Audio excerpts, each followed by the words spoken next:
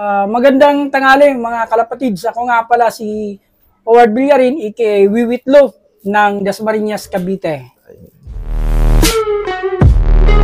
Pwede nyo po ulit kaming ikwento yung latest achievement nyo po ngayong taon. So, bali, alam ko napakaganda ng naging achievement nyo po. Yung bagong achievement ko is bali, ako yung nanalo ng kotse, car winner ako sa CSWRPC at saka nag-third overall ako doon sa all-bird category. Lap champion ng Tacloban.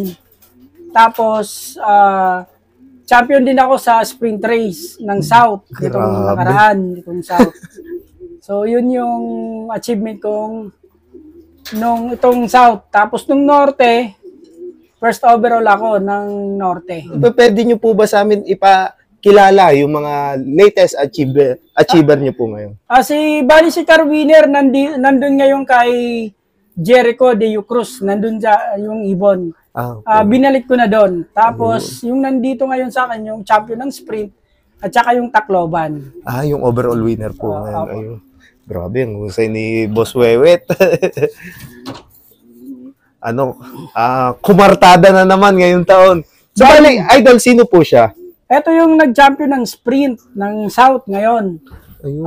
Bago magsimula, di ba yung karera natin, sprint, fun race, at saka derby. So, yung sprint, nag-first overall ako. Ito yung gamit ko.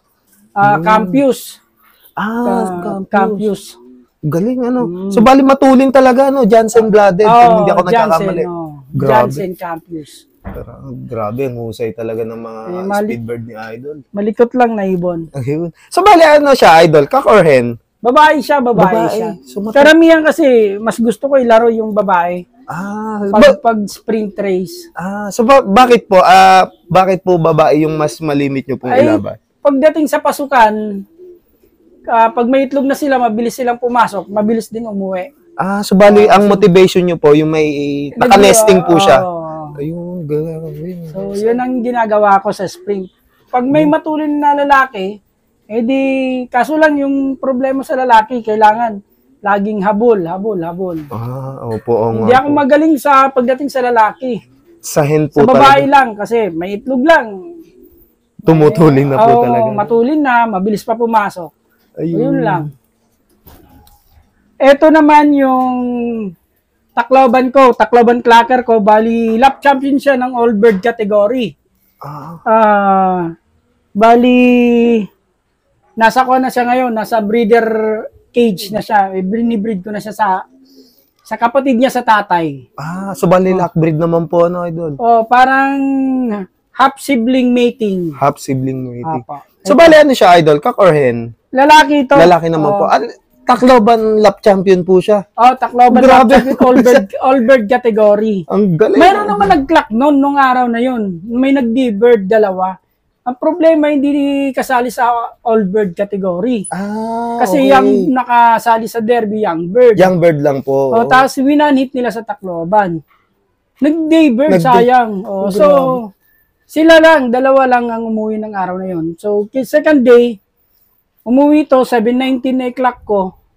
Di ko inaasahan siya pa yung lap winner sa all-bird category. Grabe. So, sa din po, nakakakuha din siya ng one hit, Idol? Bali, hakot niya lahat ng pooling. Grabe. Hakot niya lahat ng pooling. So, bali, Idol, ano po siya?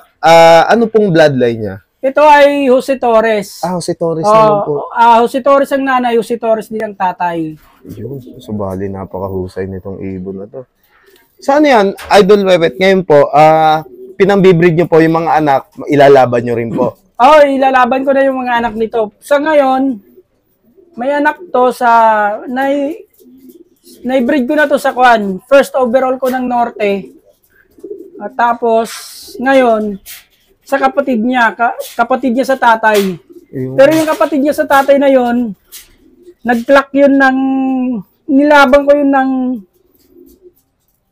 Pagudpod, Norte. So bali dumulo na rin, Idol. Tapos galing siya ng Norte. Pagkataas ng Norte, South tayo. Opo. Nilaban niyo pa rin po. Hanggang Katbalogan. Daybird siya Katbalogan. Grabe. Dumating siya 6:15 ng gabi. Yung kapatid mismo nito. Proven Tapos na talaga lap sila, champion no? pa ng bulan. Lap champion number 1 yon. May tulin po talaga sila. Ano, Pagdating ng derby, silang magkakapatid. Talagang may tulin na. may tuli. Hindi naman, parang magbibigay sila ng isang magandang lipad pagdating sa derby. Ito rin, Ganun sa din bulan din, pang second siya. Grabe, ang husay, ano po. So, talagang, proven and tested na po talaga yung Jose Torres nyo dito, no, idol? Sa awa ng Diyos, parang kahit pa paano, nabibigyan rin ng panalo. Ay, napakahusay. Grabe, ang husay nitong ibon na to. So, bali, idol, kinakarera nyo sila, saka yung si sprint champion nyo po. Ano po yung mga naging preparation nyo po sa kanila? Yung sprint ko, yung preparation ko naman sa sprint, lang naman pagdating ng sprint, normal lang, wala akong dinadagdag na mga sa pagkain. Kung ano yung pagkain, yun lang. Tapos walang gamot, walang mga sinusubo, electrolytes lang, tapos motivation lang kasi malapit lang naman ang laban. So, yun lang ang ginagawa ko. Pero pagdating ng derby, dun na, medyo, pero ngayon yung ginagamit kong pagpatuka kasi, royalties. Hindi na royalties. Kailangan ng maraming dagdag. Wala na akong dinadagdag. Royalties na lang. Sa bali, puro na po yung royalties po talaga. Purong royalties. So, sa ako na lang. Pagdating ng derby, doon na lang ako. Yung money at saka yung Vitaboli, ideal pills, doon na ako nagbubugbog ng ganong gamot. So, mas simple pa rin po, no, idol? Simple Sobrang lang. simple lang. Simple lang. Hindi maraming. Kasi pag maraming gamot, mas nasisira ang lipad ng ibon, napansin ko. Ayun, opo. So, sa years of experience nyo po talaga, nasubukan nyo na yung mga ganong sistema, no, idol? Ilang beses na, lalo na kung yung contender ka, dahil iniisip mo, kinakabahan ka pag contender ka, mas totoo dinadamihan mo ng gamot, dinadagdagan mo. Ayun, doon ako nagtatumbling. Kumbaga, doon ako nasisira yung lipad ng ibon. Mas maganda talaga yung hindi sobra sa gamot. So, bali chill lang po ba? Sa pagkain lang talaga, sa pagkain. Nasa pagkain po talaga. Tsaka yung tamang pahinga ng ibon, yung walang masakit sa katawan.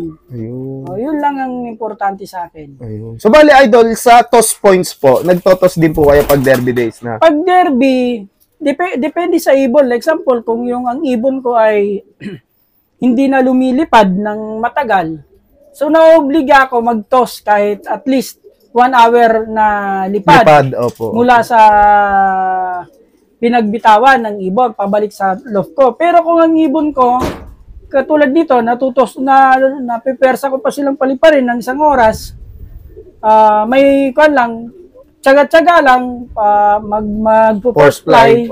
Tapos yung technique mo, siyempre, paunti-unti, sasabayan mo ng mga bata, yung mga young bird, masisipag pa. So, dahil lumilipad pa naman siya ng 1 oras, yun na lang ang ginagawa ko.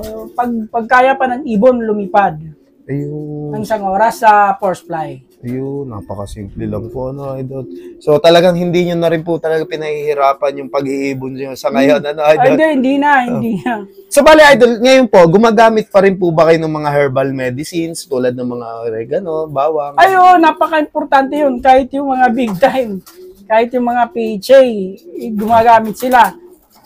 Nakita ko nga sa sinishare na sistema ni Richie De Leon, yung Liniadan.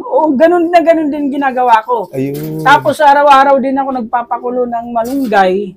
Inalo ko sa inumin every morning. Pero pinapalitan ko na agad yun pag 10 o'clock in the morning.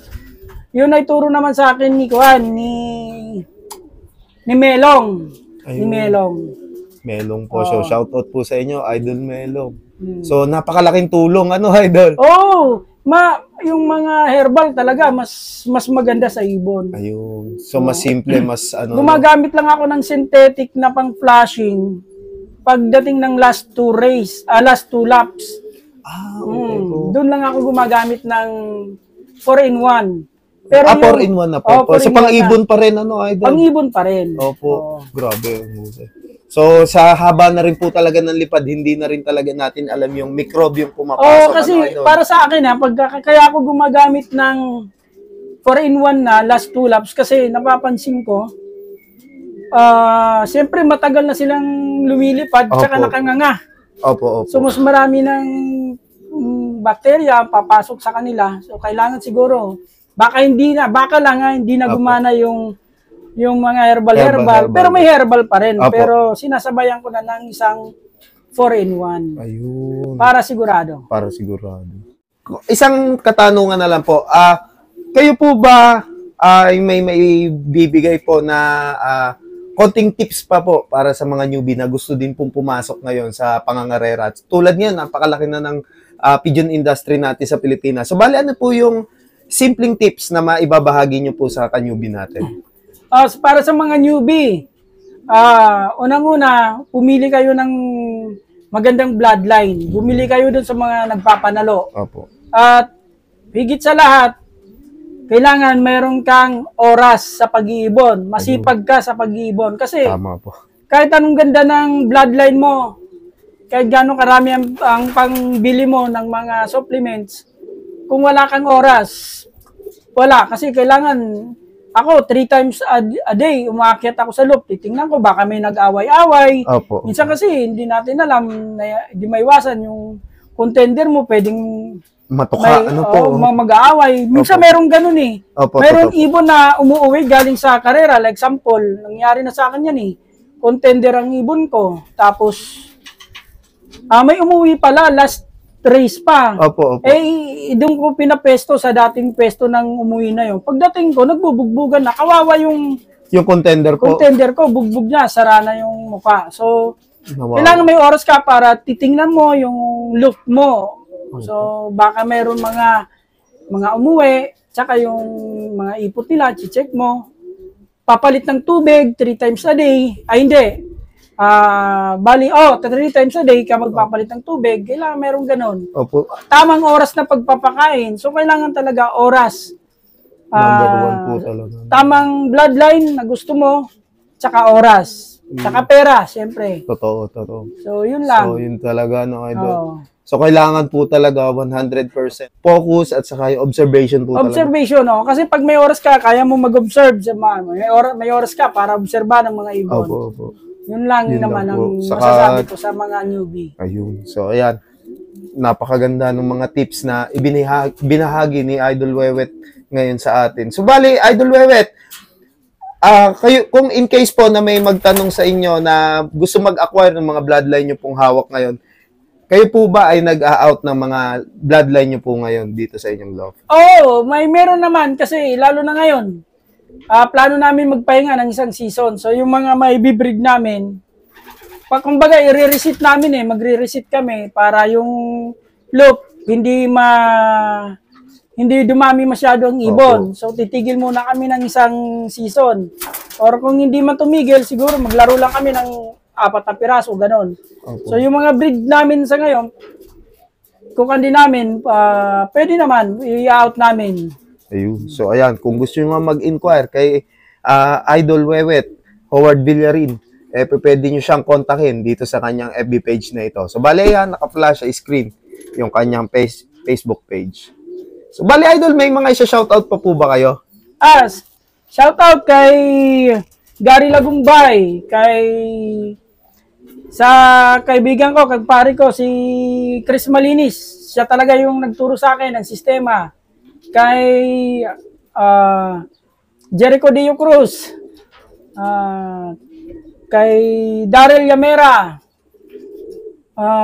Sino pa ba? Yung mga tropang taga Leyte, lahat ng fancier sa Leyte.